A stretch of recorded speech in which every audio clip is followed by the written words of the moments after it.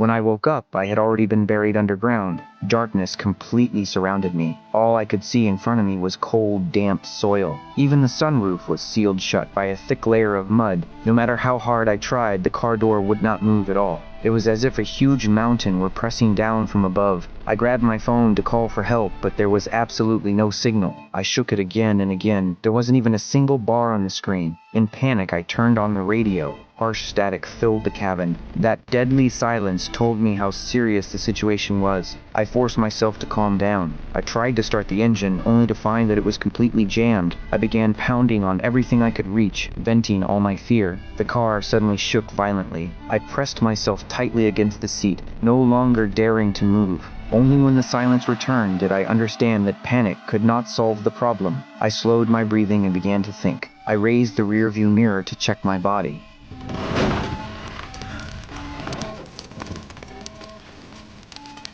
The car trembled again. The soil was still rising, which meant the car was continuing to sink. When everything became quiet once more, I recorded my last words on my phone. I took out the manual and roughly described my location. This was a section of road with heavy traffic. Someone would definitely come to save me. A trace of hope rose in my heart. I began to take stock of the supplies in the car. I prepared to wait quietly for rescue, but a sudden sound froze me in place. I turned my head. Cracks began to appear in the glass of the sunroof. I made a crude brace with rope and tape, but the phone was still tilted and could not be fixed in place. I let a drop of water fall. The car was clearly tilted. Ants crawled out of the air vent. A wave of relief washed over me. An ant nest is usually about 3 meters deep. After figuring out the situation, I turned off the headlights, laid the seat flat, and decided to wait for rescue in my sleep. I don't know how long it was. When I woke up again, it was not rescue that woke me, but red ants crawling into my shoes. I looked at my phone. More than 5 hours had passed. My composure began to crumble. Panic slowly swallowed me. I took off my clothes and slowly moved closer to the window. I gently tapped on the glass, feeling the mud outside. The echo was crisp. I tried to open the window. Just as I had expected, no mud poured in. I rolled up my sleeve and reached my hand outside the car. I had to find out how deep I was buried.